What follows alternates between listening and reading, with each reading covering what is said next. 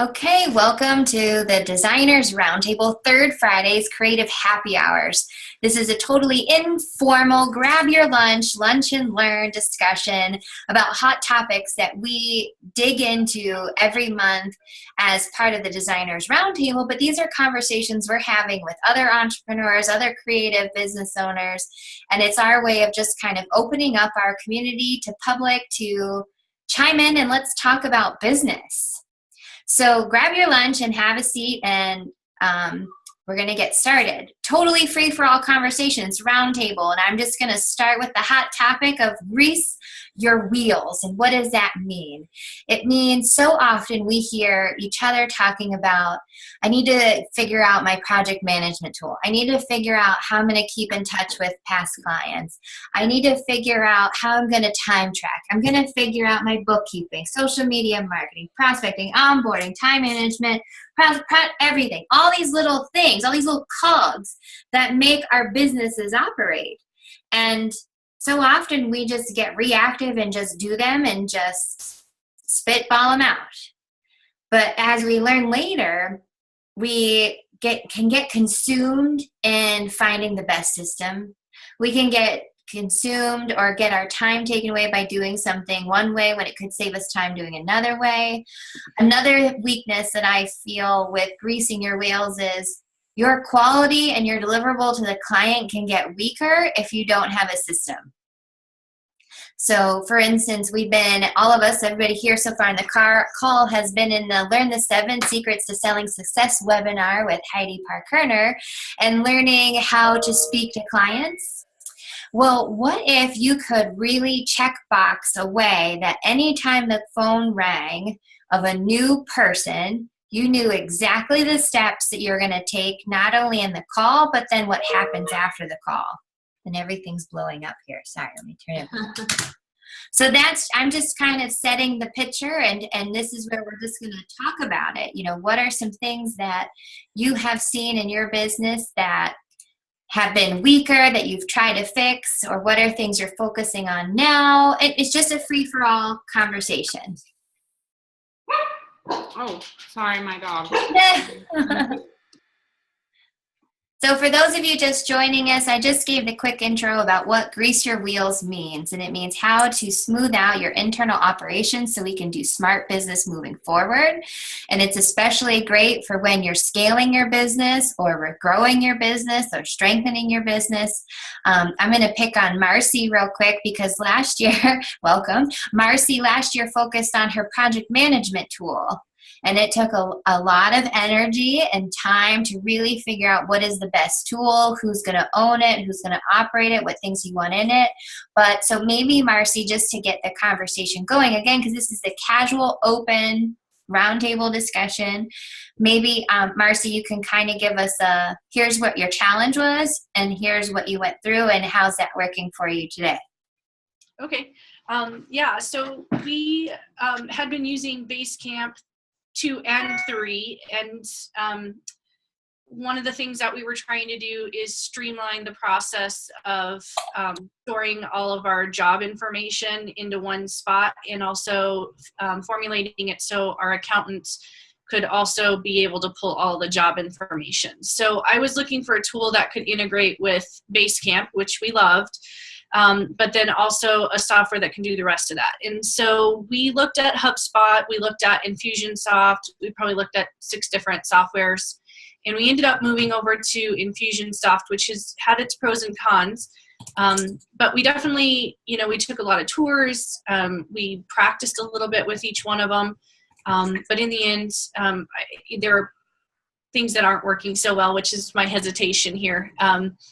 But the parts I really needed to streamline have worked, and it's been wonderful to have things in one spot, because we had our jobs in an Excel file for a job number, and then we had things in Basecamp, and then we had a whole nother software that we were using to enter in what was a part of the project, whether it included graphic design, printing, web. So the consolidation was really important. Yeah, so you didn't have so many different tools and so many places to go into. Yeah. What are some of the challenges? Like, what are you all thinking? What are some of the things you're facing as far as weaknesses in your internal operations that you wish were stronger? I think for me, getting proposals out and streamlining the initial, getting people not logged in, but like set up and onboard, the whole onboarding to start. Because I hardly ever do it. So I just haven't put a lot of thought into it. And like getting the contract out, getting it signed, things like that. So contract assigning to then into the project management system to then implement the job. Mm-hmm. Yeah. What do some of you do for that? I find like I've kind of thought about that process so much, especially coming into the DR and seeing how you were doing it, Jenny and Shannon. And so kind of refine that process. And I feel like I'm lacking on the end, like when the project's over, the follow-up and getting the testimonial and stuff. But to help Kara, I don't know if it helps you to just kind of say what I do. Whether they come in by phone, email, or I meet them in person, I'm sending them a link to what I call my project form, which is the pre-qualifier. Mm-hmm. Although I think we're going to talk about that a little bit more on the next sales call about what are exactly the right questions to ask there. But I've noticed since I started using that, it's helped weed out some people. And then from there, I say, please fill out this project form so I can learn a little bit more about you before we speak so I can be better prepared for our call. Mm-hmm. And then I don't time the call, but typically it's 20 minutes or a half an hour phone call of just getting a sense of who they are and what they want to do and making a decision at that point if I want to set up a meeting with them. Can I meet their timeline? Do my services align with what they do? Is their budget appropriate? If so, then setting up a face-to-face meeting, getting details, providing the quote, and then starting the project. But when I end the project is when I'm like, all right, I'm done. And then I'm so busy starting the next thing that I don't set a scheduled time to maybe follow up in 2 months and check in or ask them for that testimonial, archive the job, all of that end stuff. So that's where I feel like I could get better, is the wrap up. That's where that one, like just what you said on the end, I use Pro Workflow. And I can sync it to my QuickBooks to invoice, but then there's flat rate things versus value-based pricing versus time-based pricing. So I just didn't turn that part on. But what I found was I'll go through my project management tool, and when a job's done, I hit complete. And like you said, Gina, I move on to the next thing. And then it would be like 2 weeks, and I'm like, I haven't sent out any invoices. So what I started doing was in the template of, like, I have multiple different templates depending on what kind of job it is in the project management tool, that I added in send invoice at the end so that I can't complete the project until all the things are done. And just to tap into like the testimonial thing, I think it's hard because not just asking for it, but who do you ask? Because you're going to have people that you do work for every month or routinely. Like, you don't want to keep bugging them about an invoice, right? And then you have, like, what about just the bigger, like, what's the algorithm of who do you ask a testimonial from and when? And how do you ask for it? Do you just say, can you give me a testimonial? Or do you ask for feedback that you can pull them out of? So, you're not just asking them for a favor, you're trying to get feedback. And then what are those questions even? Yeah, I think that's a good point, Kara. I think there's a difference. I think there's a difference in saying, I want to get your feedback on how you think this project went. If you feel like this project went well, I would love it, if you could write a testimonial for me that I could use in my marketing, Mm-hmm. But I've had it go both ways, where I've also gotten feedback about how a project went that was so nice and sounded really good that I went back and said, would you mind if I used this part as a testimonial in my marketing? And they, of course, were fine with it. But yeah, I think I don't normally ask for testimonials right after a project is done. And I also don't ask for feedback on how it went. Maybe if it were a new client, and especially maybe if I felt like there was some struggles, then I might want to open up that conversation. But in general, if it went smoothly, and things kind of progressed along without any friction, then I'll just send a thank you email. But one of the ways that we try to get both feedback and testimonials is we have our bookkeeper randomly choose when she's billing who to send an email survey to. So we have just random choice, and I do that because otherwise I always just send it to the clients that I intentionally want feedback from. But that works really well to have her.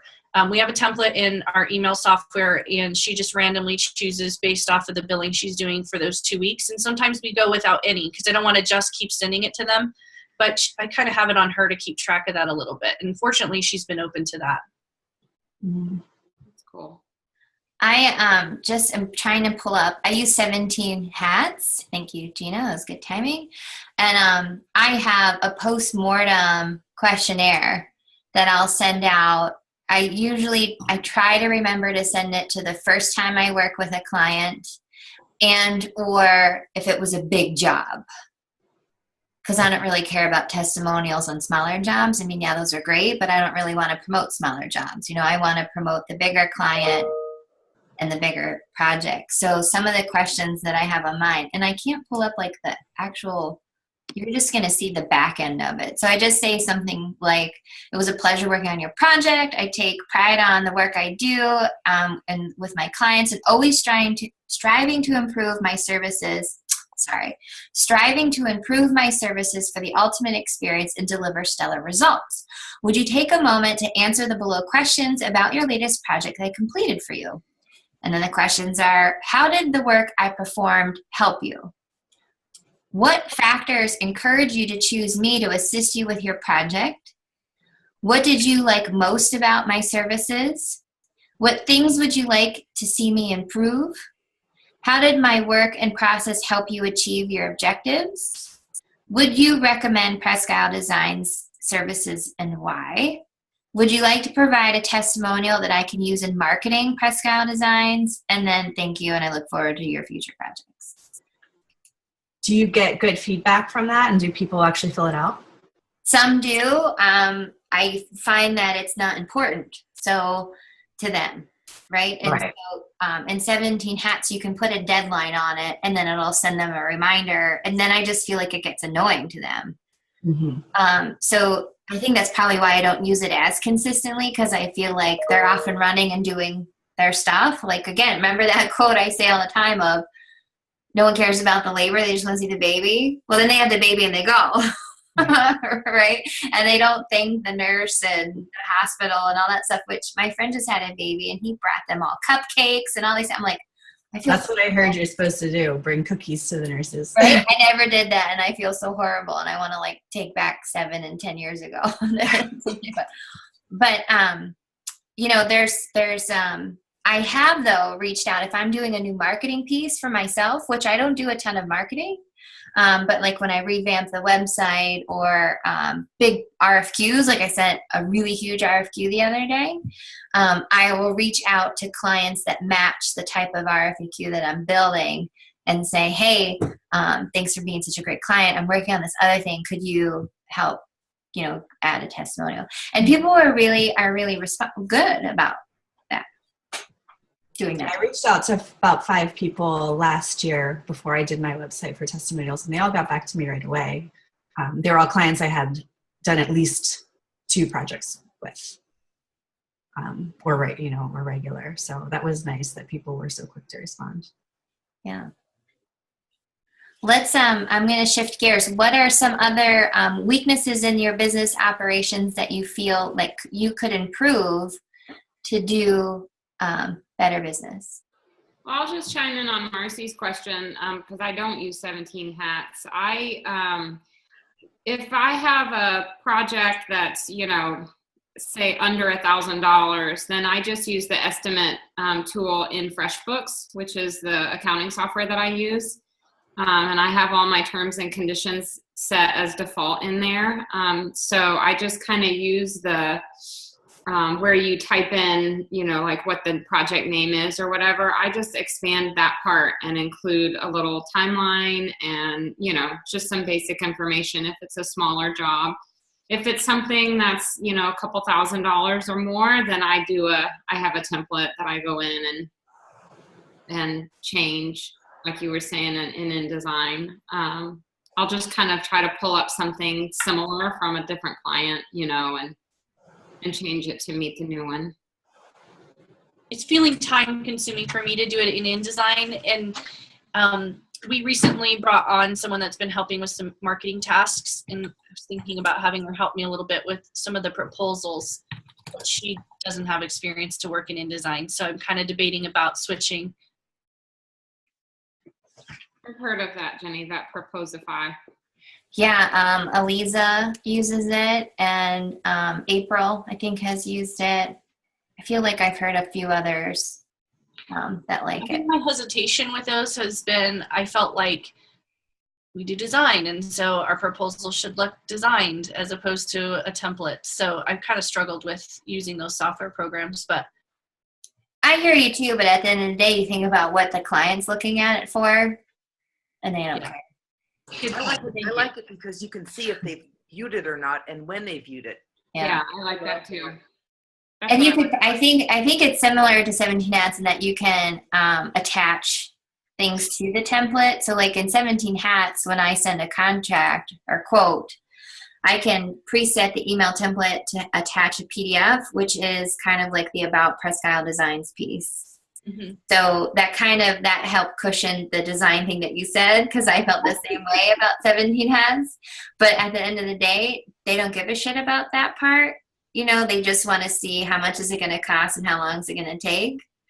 And then they get this extra fluff about who we are, right? Because you've already shown them the design. They're already locked at that point. Well, I think for us, we do so many RFPs that we're sending proposals like that, that I haven't had any conversation. So there hasn't been that conversation piece. I would say we rarely do proposals for someone that we've actually talked to. It's just like, here's what it is, and they move forward. It's more the RFPs that we're responding to. Those are very time consuming, and I don't know how you could automate that, because so many times they are asking for different pieces. You're really trying to put a puzzle together. Yeah. Oftentimes with those, pulling things from different ones that you've done. Yeah, and that's what we do with the InDesign. I was just, as I start to think about getting some help for that, I have to think about a non-design program, because I think the learning curve is just too steep to have her to try to learn it. You could consider PowerPoint. That's a good idea. If she's, you know, Office savvy, Microsoft Office savvy. I've had to use that before with certain things where people needed it to be editable and they, you know, obviously don't know the Adobe suite. So that's a good idea. Mm-hmm. I know another. That's also good because you can hide slides. So you can put everything in the kitchen sink in there, and then there's a little button that you can click and hide them. So if she doesn't need those for a particular RFP, she doesn't have to delete them and then go back and try to find them later. Oh, that's a great idea. Mm-hmm. Yeah, that sounds good. No, that sounds great. I didn't realize you could hide slides, so I'm gonna check that out. I was gonna say, I know another creative business owner who refuses to do RFQs. He won't do it. When he gets asked for them, he says, no, if you want me to bid out work, then you're just looking for the best price, and I don't work at the best price. So if you want to work with me, you can work with me. But if you're shopping, you can go shop somewhere else. I mean, I'm sure he says it much nicer than that, but that's pretty much the gist that he delivers. And I'm like, yeah, I get that. I feel about that. Clients, but most of the stuff that we're doing RFPs for is like school districts and government entities where it's part of their thing. Yeah, they're required to. They have to get more than one. They have to have no less than 3. So yeah. All right. What about anybody else? What are some other? We've talked about proposals. We've talked about follow up. What are some other things? Looking for networking events. Mm-hmm. Yeah. I mean, got to get out and meet people somewhat.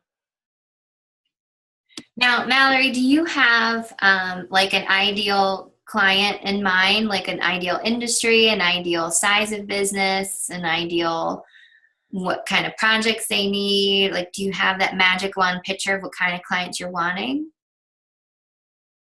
Not totally. I know that I do not like working with boards from that last experience. And I prefer working with smaller groups, actually. I found smaller groups that it's easy. I like working when I like the projects and I like the people. I don't have the patience to work for these things where I'm so stressed out. Right. So it's more of a feeling than it is the actual number and demographic. I mean, I know all that about niche and all that. And I can't say that I can hit it, or that I can exactly say. Are you able to say what kind of projects then you want to do? Yeah. Oh, Yeah. yeah.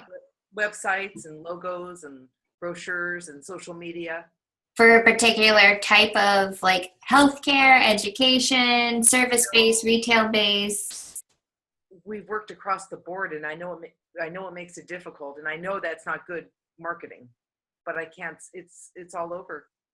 Because I guess where I'm trying to go with it is, one, if you could define those things a little bit clearer, it would tell you what trade organizations to look at or membership groups to look at, and those, it would kind of give you a pathway.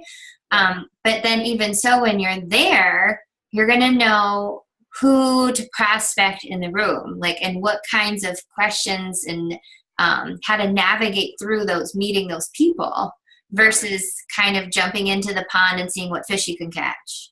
You know, it's interesting because from the Selling Secrets, Heidi, she was in LA. She loved that referral service, WRS. So I thought, as much as I hate networking, I thought, I wonder if that's worth checking out.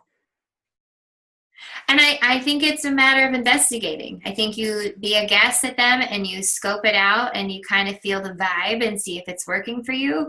But I think even to scope things out, you have to have a clear path in mind of what you're wanting to get from it. Even if it's to meet somebody who knows somebody else, they have to be able to say, oh, you would be a great match for blah, blah, blah. You know? Yeah. Those things are not cheap, though. They're $50 just to go to one of those. But you can be a guest, I think, for free if you find someone to invite you. I'm not sure. I looked into it this morning because I think getting out and networking is part of things. So, and I don't like it now to network. So greasing the wheels, that's a problem. We're trying to do more online, I think, because that kind of stops the grease, having to get out there. I think the challenge becomes for you, Mallory, though, if you're saying, you know, that it's more about the working relationship and you like to work with good people, you don't know that that's what you're getting until you network with them. Yeah. You know, until you've had a chance to kind of chat with somebody and talk to them, then you kind of run the risk if you're doing things online and you get a project, you know, you may have to endure a lot of, you know, bad projects with bad people before you find the ones that are good, unless you can, you know, get the networking part down. I feel like that's a good avenue for you, because if the main thing you're looking for is nice people that you kind of click with and jive with, then the best way to do that is shake somebody's hand and look them in the eye and, you know, see if there's a connection there and that you feel comfortable with them. So that requires, you know, finding those places. And it sounds like until you feel ready to kind of narrow that, your focus, like Jenny's talking about, you will have to go to more of those general, like the Toastmasters and the, you know, those kinds of things where they take like one or two from all different industries. Toastmasters actually doesn't. Toastmasters is just public speaking, not really marketing. Yeah. I think she meant BNI. Yeah, those kinds of things. But I know a lot of people who use that Toastmaster stuff as a networking thing. Yeah. And Mallory, maybe it's if you're not sure, if you're not clear on who you're trying to attract, then maybe it's stepping back and not worrying about BNIs and Rotaries and Toastmasters, and more or less going to open social events and kind of feeling your way through those and seeing what kind of maneuvers you can get. But again, it's still going to come down to what are you trying to get from it? Well, I think you have to see what someone needs. If they need a new website, if they need their branding. I mean, everyone. Right, but that still can be, and for anybody stop me if you think I'm wrong, but I still kind of feel like getting that kind of information from just networking is like sleeping with someone on the first date. Yeah. You want to hear back to the selling seminar. Yeah. You need to know what kinds of questions to ask to get the pain, to connect them to the services and the type of projects you want. Right. And so then it still comes back to what kind of work are you trying to get? Not just websites, but what kind of websites? Like Gina wants to do vegan, organic websites. Work with that industry of people. Oh, we want to do smaller websites. We don't want to do real complicated websites. We want to do websites we can do like on Wix or something, that they have it updated. They're constantly updating their security systems, and we don't have to be always doing the upgrades on the things. So Mallory, maybe your focus isn't, I don't know which one's lateral and which one's horizontal or vertical or whatever, but maybe your focus isn't in a specific industry, it's a specific way you work, or a certain software that you use. Like Jill, although her main focus is creatives and that's an industry, she only does WordPress sites. And she could maybe do them for anybody and market herself that way. She chooses creative, so she has a double niche really. But like I only do Squarespace sites.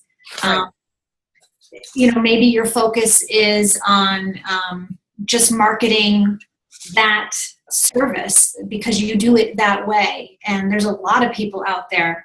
In fact, I just got an email right before I got on this call from someone I know that says, I just want a simple website. Right, exactly. That's what we want, so it's not so complicated. Yeah, you don't want to do e-commerce and all of that stuff. Like you just want like a brochure kind of. We could do a little e-commerce because they have those plugins. It's not that, but just a simpler site. We don't want big, huge projects that's just so stressful. Yeah. So more vertical, small. Well, sites. it's funny that you come up because I'm going to switch topics on you. April, we have pegged for this call to be ideal clients, so that might be a better way to segment this kind of conversation. I am almost done editing the next worksheets that we have give to you guys to use or not use, and they're both called Business Processes Part 1 and 2. And the step 1 of it is to the status of your current business processes, and for you to challenge you to list out what are some of the systems. See, this is where I think the vocabulary kind of throws people off, because I can sit here and say systems and some people will immediately snap into 17 hats and Fusionsoft and those kinds of things, or processes of discovery, develop, deliver, like whatever phrase you want to do, it's just the architecture of how you're going to get from point A to point B. Okay, so some of the things that we have outlined as idea generators are bookkeeping, marketing, social media, business goal setting, prospecting and follow-ups. Onboarding is a huge one. So onboarding of subcontractors, onboarding of new clients. What are the steps that you take to bring in a new client? Some people and this kind of comes back to where Kara said of, okay, you've had the meet and greet, you've given the proposal, or in Marcy's case, you've gotten the RFQ approved, right? And now it's time to launch. What do? Do you just dive right in and get right into it? I mean, these are things that if you could, even if they sound so common sense driven and mundane, that we are all visual people, and if you just take the moment to outline the steps as to, and I'll use mine as an example because all of us do something different. New client comes on board, I'm making sure they're in Outlook because I use Outlook to communicate. I make sure they're automatically in QuickBooks because that's how I'm going to do installments. I make sure then they're in my project management tool because that's how I track my time. That's how I make the schedule to give to them of the mile markers that we're going to hit throughout the project. And that's also where I assign subcontractors. So right away, I'm inputting the same client 3 or 4 times, right? Which is annoying as hell, but that's just what I do right now. Another reason why I hire the assistant. So, you know, and so that's just to get it going. And then in the project management system of outlining what are these steps. Most of the time it's my templated projects, right? So design, proofing, revisions, production, gathering, whatever those things are for the other project, right?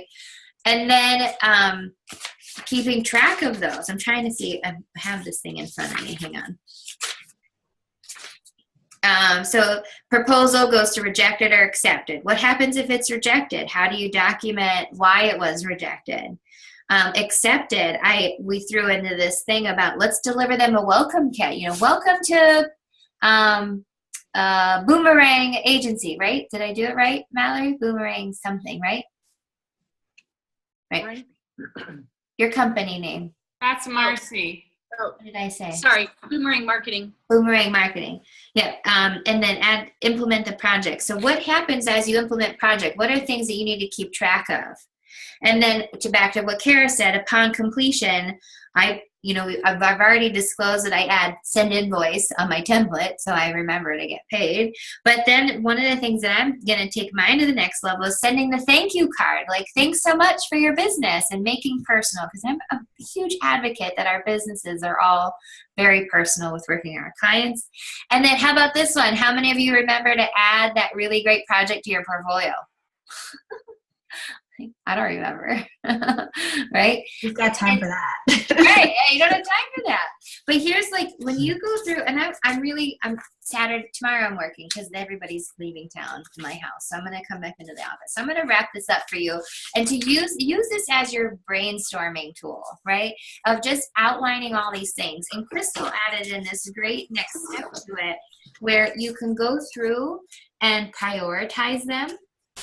And then you can even, she's made these 4 classifications: delegate, outsource, automate, or remove, right? If you can start aligning, oh, I can give this to a VA, or I can give this to subcontractor, or whatever it is. Can you delegate some of these tasks off your plate? Automate, like for me, I've automate my quoting and contract part of it through 17 Hats. One click, they get the quote and the contract, and it's done. Or remove. What steps can you remove that you're doing now? Here's the ultimate goal. When you can outline the step, it may seem redundant or like silly minutia. It's going to waste your time. But it all comes back to accountability. Right? You know you got to go through these steps each and every time so that, feature and benefit, so that when work gets crazy, when the projects are overload, or you get sick, or you're going on vacation, whatever, you have this baseline to restart from. And you know then that every time a new client calls, this is the other big juicy one, every time a new client goes through your system, they're getting the same quality of care each time.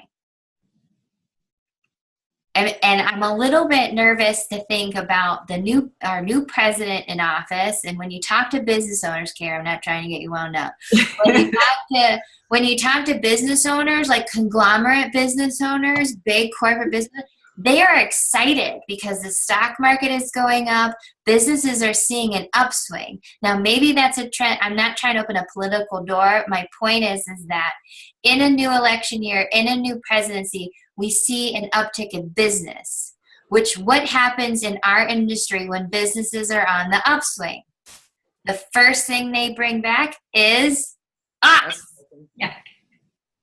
Right? No matter we like them or not, they're going to start bringing us back because they see this stuff start to climb. So I'm predicting, and I'm not, no disclaimer here, I can't foresee the future, and if it doesn't happen, you can't hold me liable, right? But I'm foreseeing we're all going to get really busy this year. Woo-woo. And woohoo, right? We are going to get really busy this year. And when we get really busy, we have to make sure we're not diluting our brand. That's the other part, right? Because we're marketing or we're getting referral, we're networking. And what's the whole point of that? To set the experience, to set the expectation that when you work with us, look, here, do you remember from Heidi? She talked about body language and being genuine. When you work with us, you're going to get quality service and we're going to help you achieve your goals, whatever those are, website, brochure, postcard, whatever it is, right? We're going to help you achieve your goals. When you get crazy busy and then you forget to follow up, you don't hit this deadline, or you don't do A, B, or C because things are crazy, what happens? Do they call you back? Maybe. No. So if you can take the time to break down the minutia, those silly things that you're like, yeah, I know, I got to put it in Outlook. Duh, I got to put it in Outlook. I don't care. Put it here. Here's one of the other things that I learned. I said for years, and this is my 10-year of business, I would never have an office. I said for years, I would never hire an assistant or an employee. And I have. So I learned to never say never, and you don't know what opportunities are going to come around to take your business to the next level. Now, there's going to be some of us in here that don't want to go to the next level. We just want our 4 or 5 people, whatever it is, and that's cool. That's great. So think of these systems as saving you time to do what every entrepreneur wants to do. Work less and make more. Right? So if you can refine your systems to make work easier and compress your time, it's a win-win. Final thoughts? Any other contributions? Any other input? Struggles? I would say just time-wise, like getting back to networking, but even just meetings and stuff, is there a way? I'm always kind of trying to figure out my rhythm with the week. Do you guys structure all your meetings in one day where you're not at your desk and you're just like back-to-back meetings and that's your meeting day? Do you break your meetings up so that you always have some time at your desk and you're getting in a meeting, during the week? I'm trying to find my rhythm with production to get more billable hours in over the course of the day, and I've been experimenting with either just plowing through meetings in one day and leaving the other days open to get work done, but I find that I'm completely drained and stuff comes in regardless and I still have to respond. And so I struggle there with how, working that process of when am I going to say I'm available for meetings or not, what time of day, what days, that kind of thing. Do you guys have any structures in place for that kind of stuff? Who'd like to chime in? And a lot of shaking heads. I don't. Another designer that I've done a little bit of work for, I don't know exactly how she structures it, but she is very specific about when she is and is not available. And I think she does, she only does calls a certain part of the day. I'm not sure if it's afternoon or morning, whatever it is, but she will not schedule a call before noon. And she will not be able to look at something for, in quicker than 2 days or something like that. So she just kind of builds it out and she sticks to it. Which can be challenging sometimes, but for me, but. I've done that where I said, okay, I'm only going to do this at this time, or I'm only going to do meetings on these days. But then, you have clients that just can only meet you at certain times, and then you make an exception that one time, and then another time, and pretty much you just have no schedule by the time you're done. Yeah, if I were to do that with her, and if I set my call times at the opposite time of her, I would probably have to give because I'm the subcontractor to her. Yeah. So maybe you also have to set your limits of when you're going to break it and say, okay, well, I'm only going to do this until 2. And so I'm giving you a 2-hour window to fit into your time. Yeah. And kind of find that compromise. But to answer your question, I haven't done it, so I don't have a good answer of how to address it. I don't think there's a black and white answer to that. I think it very much depends on your position with a client and the type of client. And the stage of business you're at with the client. And so I think there's so many different questions to ask. And the thing that's hitting me is my agency boss back, a decade ago, I went to him and said, how do you do it? And he said, I determine how much I'm willing to invest in the client. So if it's someone, right? Yeah. And so if you think it's someone that is going to be a fantastic long-term client, then you'll be flexible. Yeah. If you think they're a high maintenance client, you just want to be a one and done, then you put them into the hole. Yeah. Right. So it's like you have to have this balance, but you have to know what your indicators are.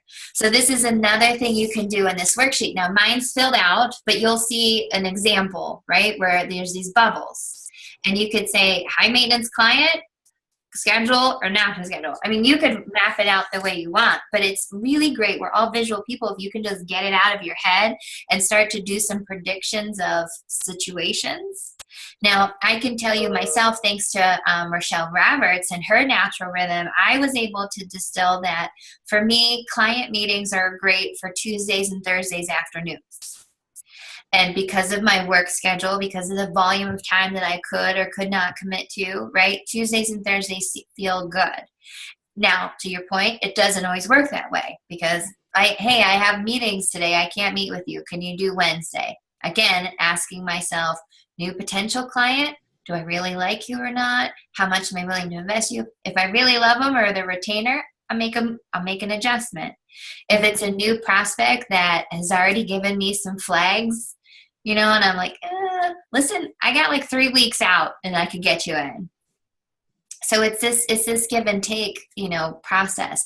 But to that point of Tuesdays and Thursdays, I try to do only half the day of meetings because I found that when I do a full day of meetings, I'm done. I am mentally checked out. I was fried. And it's like you're trying to teach and educate and sell yourself. And it's like to do that all day long. I just like collapsed. It's hard. And even trying to gap between meetings, like even an hour doesn't feel like enough for a mental recheck, but 2 feels like too much because then there's the whole day, right? So trying to balance half a day because then I can get production things done in the morning and meetings in the afternoon. And then it allocates the next day to send a recap, having that space of thanks for the meeting. Here's what we, blah, blah, blah, blah, blah, right? And then back to that natural rhythm. Mondays are my get organized for the week day. Wednesdays, I try to hold a solid production day. Fridays are bookkeeping, wrap up loose ends day. So when you think of it, like I really only have 2 days of production. I was looking at my schedule and that's all I have too, like 2 full days where I don't have to be somewhere or talk to somebody and I can get work done. And those are the days I just do best, obviously, because you're just at your desk plowing through work. And this is a huge struggle as solo business owners who are doing everything, right? And even Marcy, I'm sure you can chime in. It's even harder for you when you have a team too. But like when you have to do so many different things and it leaves very little time for production. And so that's where this all kind of goes back to our January topic of setting goals. Right? And you can set goals on so many different levels of goal for the year. What are you trying to do for the business this year? Maybe it's just your quarterly goals of the volume you want to have. Or maybe it's, growing and adding people, whatever those are. Like keep those in mind as how much volume you can handle during the actual time. My example is I've always said, and thanks again to Rochelle Roberts, is my creative business manifesto has the line in there of I want to be in high demand with low availability, which means I don't want to work with 1 million people. I want to work with a small handful of people because I can love on them, right? And the high demand means that I can charge what I'm worth instead of being nickel and dime. But here's where this falls flat. And why my word for the year is profitability and getting super in tune with my numbers, because I don't know what that means tactically. Like what are these 4 or 5 clients volume as far as dollar and time commitment? How does that translate into my weekly flow? And to take it to the next level, and I'm not saying I'm trying to turn into an adjective because I've learned I'll never say never, but what are the mile markers now to the next level? You know, if I'm feeling right now 4 or 5 clients I want to love on, what happens if I get 8 or 10? How do I replicate this? So goals come into play in so many different arenas, and they break out into so many micro elements. And I really think that we have to sit back and think, what am I really trying to do? And where am I trying to go? Like, I'm going to pick on Shannon because I can. And Shannon, you know, wants her 4 or 5 or whatever the number is, amount of people, and process them. You know, so when we talk about growing and strengthening, for her grow and strength, and correct me if I'm wrong, Shannon, means I want to do better work for this compressed amount of people. Versus someone like Cassie, and I get to pick on her because she's another board member, so that just means I get to pick on them. You know, Cassie has multiple people working for her on a subcontract basis, and she wants to keep growing in volume and quality. Right? That's a good way to say it. Shannon wants to increase in quality. Others want to increase in quality and quantity, right? So you have to determine what you're trying to do in order now for all these other things to filter out, from what networking group to do. How do I follow up with clients? How do I structure my meeting time? Because I'm sitting in the same boat, Gina, in that I've said I want to only meet Tuesdays and Thursdays. And Chantel was trying to schedule meetings for leads that have come in, and she can't get them until March. And really, technically, April. And so now my question to Heidi is, what's my language that I say to these people so they don't go somewhere else? That I make it in such a high demand that they're willing to wait till April.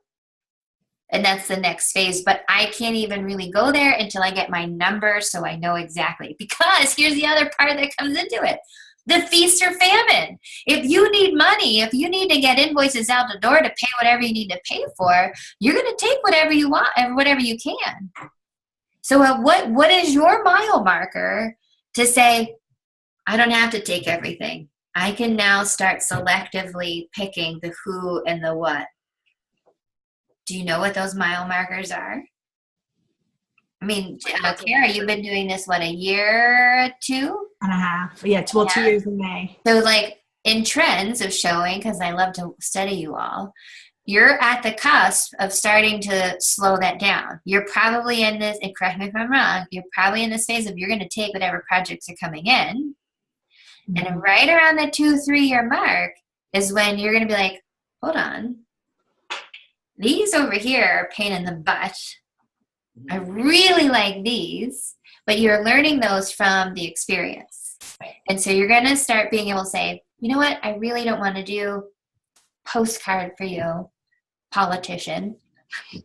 I really, because see, now I'm having fun with it. I really want to do these March banners. Whatever it is. Like, kind of along the lines, something I'm working on the side, not March banners, but in that. See, I knew I was go into with you, but you're able, but you can only make those decisions after the experience. Right. It's just like going to college. What job do you want to have? You don't know. So just start looking at different things and trying to figure it out. It's the same kind of methodology, right? So back to like Mallory, where do you network? What are you trying to do? What are your mile markers? You want small, I would say to you, really hard of really dig into what do the small websites mean? Who are the people that want the small websites, and find them? Because there's going to be people that come out and say, I need a giant website. And when you talk to them and get their pain, you may find out they only need a small one. Well, I got inspired with the secrets of selling because I've been wanting to have phrases of words to go out in my back pocket. And I got so excited by the seminar because it's all the things that I kind of needed. So I just want to kind of get out there and kind of experiment with everything. Experiment away, for sure. And that becomes part of your process too, Mallory. Like, I was just thinking those questions that we came up with, you know, the get to the pain questions, Yeah. those now are getting integrated into my process. Now that I was able to ask Heidi, you know, where should I ask this kind of stuff? And Yep. so that is all connected, you know. Yeah, it's a great tool. I told you, remember I said I'm so afraid to oversell this webinar, but I love it. It has impacted so many different aspects of my business. Now listen, we only have 5 minutes left, and I see there's an Andrew on the call, so I'm going to pick on him and ask him to turn his, there, oh, I can tell already, you're at the Radius in Erie, Pennsylvania. I can't hear you, Andrew. Muted. Oh, no, he's not. No. Can't hear you. And he's a tech guy too. Come on, get your audio going. So while he's trying to figure that out, we have, like, you know how Nick works at out of a co-working space? Erie, Pennsylvania has its first co-working space called the Radius. And Andrew, I've only met him once, I think, but you're a developer, right? You can nod while you're trying to get your audio going. Nope, still can't hear you. Dang it. In the chat. Yeah, you could chat with us if you want. But now I'm going to bust your chops the next time I come down there. Blame Zoom. No, it's ladies I got it figured out. Just kidding. Well, okay, you keep. Yeah, let everybody hear it. Let's see if I Where's just jump Sean off. and Bill? Wow. Tell everybody hi. It must have been your earbuds. Oh, yeah. Yeah, that's strange. Zoom is, as a developer, I could go into how Zoom does things differently than other applications, but it doesn't respect the system preferences. So definitely the software's fault, not the users. Never. But yeah, as I just saw it in the chat for Radius Co-work that the designer hangout was going on, so I thought I'd jump in and see how things were going. I'm kind of unique in that I like to do the design stuff and the development stuff. So I'm not, didn't specialize in either one of those. So yeah, I'm just kind of a fly on the wall today. So Andrew, just because I like to pick on people, and so everybody else in this room right now are DR members. So I'm going to just pick on you a little bit for you to give us like your 30-second commercial about what you do and like what your business is like. Sure. So I was freelance for about 2 years, and now I'm a full-time employee for a company in Texas that does e-commerce websites. A lot of those are direct sales. And also different kind of business organizations. So anytime you want a website with like a national identity, but also have local chapters or a special replicated site for an individual distributor, that's kind of the fun stuff I get to work on is kind of anytime when you have like different models of objects or people or groups and building sites out for that. I use Drupal, which is kind of a competitor to WordPress, and I could go on and on about how awesome Drupal is, although sometimes that's a divisive opinion. But like I said, I like to do the design stuff. I just switched to Sketch, which is a program that some of you might know. Yep. Really successful for that. Took me about a month or two to change from Photoshop to Sketch, but that would be something else that if anybody has any questions on, I'd love to talk about. But yeah, so just kind of do side projects here and there. I did a lot for the video game industry is when I got my start. And just like trying to make things very clean and simple and useful for users, but still have everything be a little unique where it's not cookie cutter. Thank you. I'm super curious on if you can snapshot from employee to freelancer 2 years to back to employee. Sure. So the other thing too is that originally I was working for a video game news site. So that was kind of like a product journalism type thing where I was an on-site developer. You know, our site was the client. Our editorial team was kind of the client where I'd be building out features for the writers. And I really liked that because it gave me a nice sense of ownership. But then we got a new CEO in the company, and the company culture changed overnight. And that was a really rough year. So eventually I said, I can't work with these guys anymore. I'm going to try to do more side projects and then, do that full time for a year. Thankfully, another employee, or one of my coworkers at that last job, left the company as well, and then said, hey, if you're doing freelance work, I need you on retainer. So I was kind of able to continue to work with him, and that was able to give me that steady income while I explored other, side projects. And then more and more, I kept doing more and more, retainer work for them. And I said, it's kind of nice having someone, having a sales team, having a manager to say, hey, here's what's on deck. It is frustrating, where I get to be a little less opinionated than I'd like. If the client wants it this way, if the product owner wants it this way, I kind of have to adhere to that. But right now I've got 2 young kids, so I'd rather offload the tracking down leads and dealing with clients to say, okay, I get enough stress with my young kids. So right now at this point in my career, I'm going to, be a full-time employee, and then who knows, maybe in, 5 or 6 years, once they're all in school, I can start doing more freelance side project stuff. Awesome.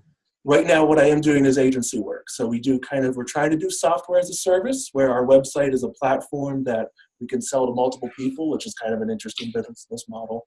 But a lot of it is still kind of one-off client stuff, where I'm going to spend 6 months on this project, and then every once in a while they say, oh yeah, can you fix this later on? But it's not that ongoing SaaS that we're trying to get into. Sure. Great. Thanks for that overview. My So pleasure. we're at the 1 hour mark, and we want to make sure you guys have enough time left in your Friday so you can enjoy the weekend. But here's what I'll challenge you with. If greasing your wheels is something that's interesting to you, is take a moment to just brainstorm things this is again another Rochelle Roberts quote, but write down the things that you're just tolerating. And what are those things that you're just like, meh, or things that that you should improve? Just dump them out onto whatever sheet, and by Monday I'm going to send you these worksheets, and you'll be able to start picking apart your tolerations list and which ones need your attention versus not. And when you're looking at which ones need your attention, align those with what your goals are for the year or the 6-month term in the DR, but what you're really trying to get your business to evolve to. And we'll see what comes from that. Sound good? All right, well, that's it. Thanks for being part of the Third Fridays Creative Happy Hour. And you guys have a lot of work to do, I think. I'm thinking about all of your goals for the DR, and we meet now in just like a couple weeks, 2 weeks, I think it is, for our next session. So we'll see you all soon. Have a great weekend. Thank you. Thanks, Jenny. Bye. Thanks, Thanks, guys. Jenny. Bye. Bye, Andrew. Tell everybody I said hi. Nice I to meet will, you, thanks. Andrew.